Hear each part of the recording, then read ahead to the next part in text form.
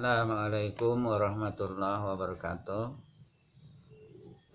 Pada hari ini kita akan melanjutkan pelajaran, yaitu dari halaman 8 sampai ke halaman 10. Mengenai pelajaran kita hari ini mengenai tata bahasa, yaitu kana dan saudara-saudaranya. Jika fiil kana maknanya adalah dan saudara-saudaranya memasuki jumlah ismiyah, maka khabar yang asalnya marfu akan menjadi mansub. Contohnya di dalam tabel jumlah tanpa kana. Nah, di situ ada lagi jumlah dengan kana.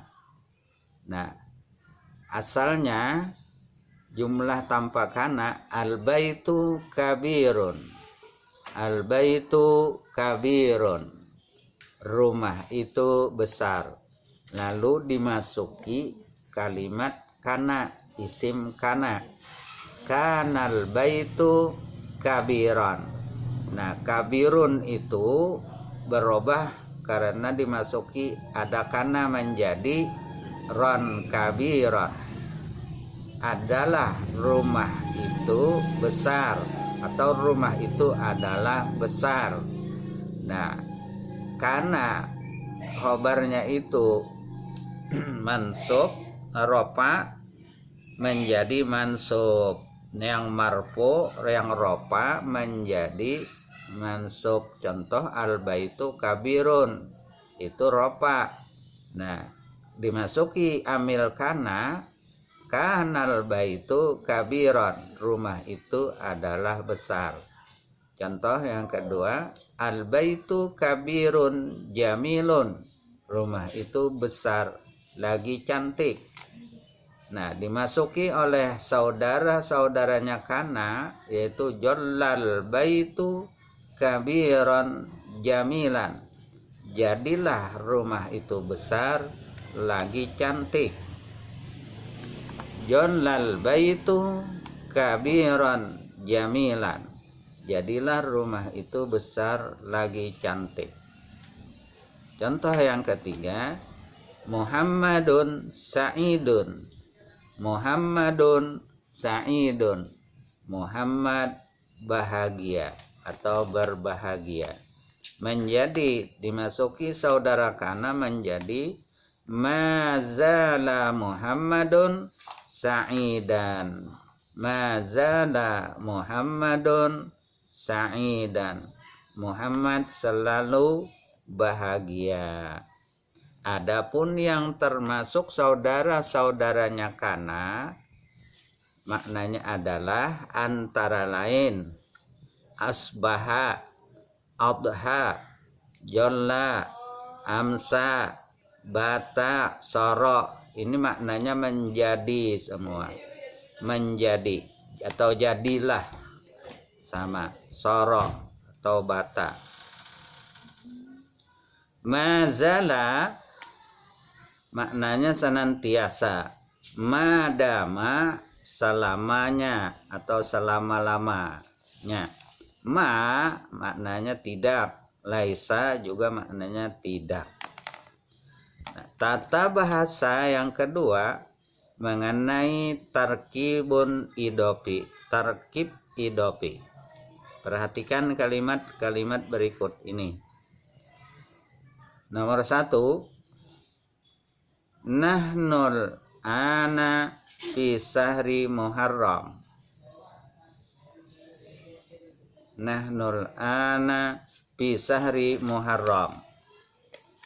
Kita sekarang berada di bulan Muharram.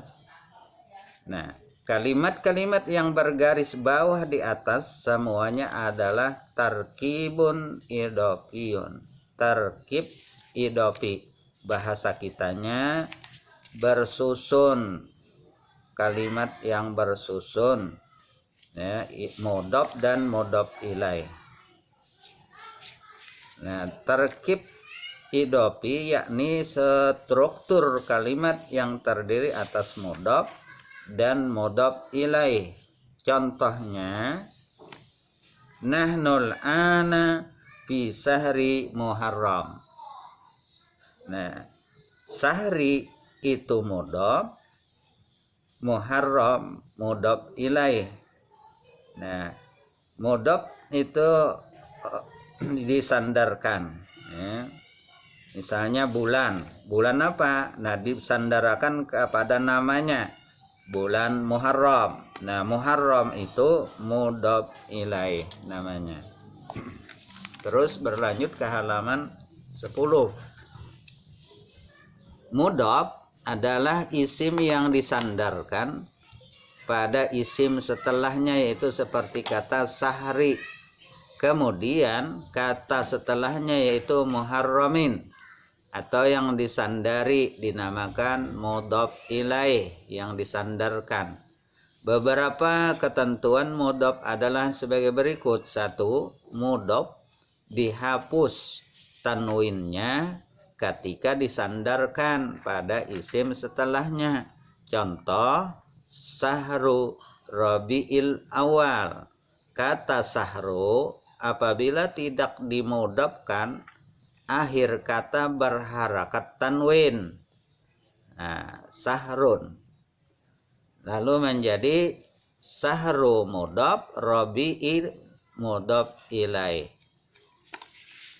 Apabila mudhof berupa isim atau musanna atau jamak muzakkar salim, maka huruf nunnya dihapus.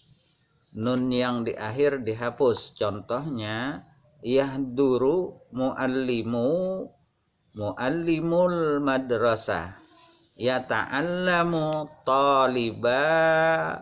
talibal madrasah. Asalnya itu muallimuna. Nah, karena ini idofat, dibuanglah nunnya, itu jamak. Kalau tasniyah 2 orang, itu nunnya juga dibuang kalau dia beridofat. Kata muallimu dan taliba apabila tidak dimudhofkan, akhir kata ada huruf nun jamak dan nun tasniyah. Nah, ini asalnya muallimuna. Nah, dan talibani. Yang ketiga, mudhof ilaih adalah isim yang terletak setelah mudhof. Mudhof ilaih umumnya berharakat kasrah atau baris di bawah. Contohnya seperti kalimat sahru muharramin. Nah, mudhof ilaihnya lafalnya itu muharramin, berharakat kasrah atau tanwin kasrah di akhir kata. Berikut selanjutnya tata bahasa yang ketiga, tasriful fi'lil madi, tasrifan fi'il madi. Perhatikan tasrif berikut ini.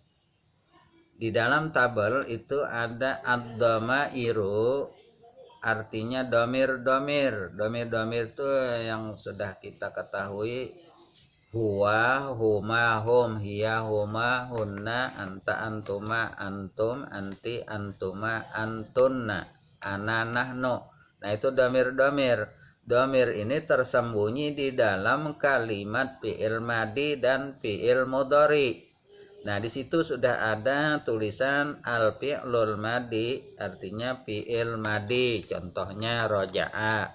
Nah, roja'a itu di dalamnya ada domir huwa.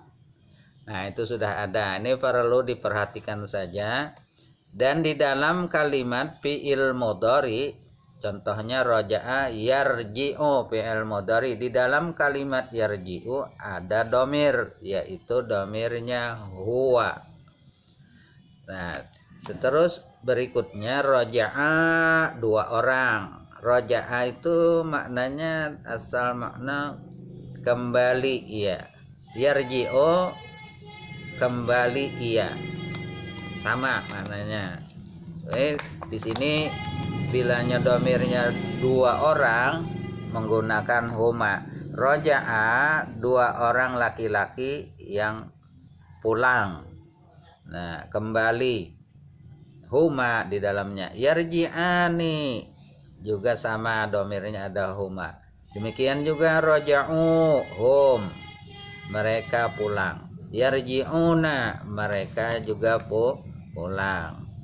Nah, di sini lanjutan tasrifannya roja'at itu di dalamnya ada domir hiya. Tarji'u juga sama. Terus huma dua orang perempuan, roja'ata itu menunjukkan dua orang perempuan yang pulang, sama dengan tarji'ani. Terus di halaman ke-11 itu ad-dhamir lanjutannya tadi sama hunna roja'na. Di dalam roja'na ada dhamir hunna. Yarji'na juga hunna. Seterusnya anta roja'ta. Ya, tarji'u anta tarji'u. Nah, di dalam tarji'u ada dhamir anta.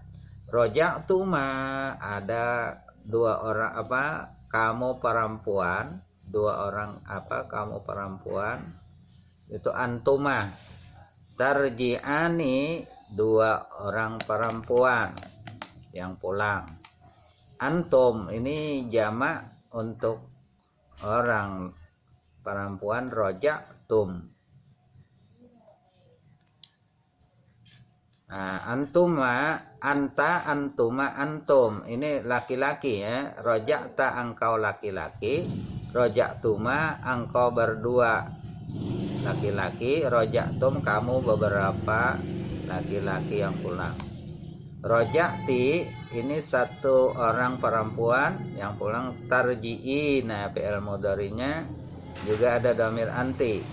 Antuma roja'tuma, tarji'ani antuma. Antunna roja'tunna, tarji'na antunna di dalam dhamir. Roja'tu, nah situ ada dhamir ana. Arji'u juga ada dhamirnya ana. Di dalam terakhir di dalam roja'na itu ada dhamir nahnu, artinya kita pulang. Narji'u roja'na, arji'u narji'u. Ada dhamirnya ada di dalam itu nahnu.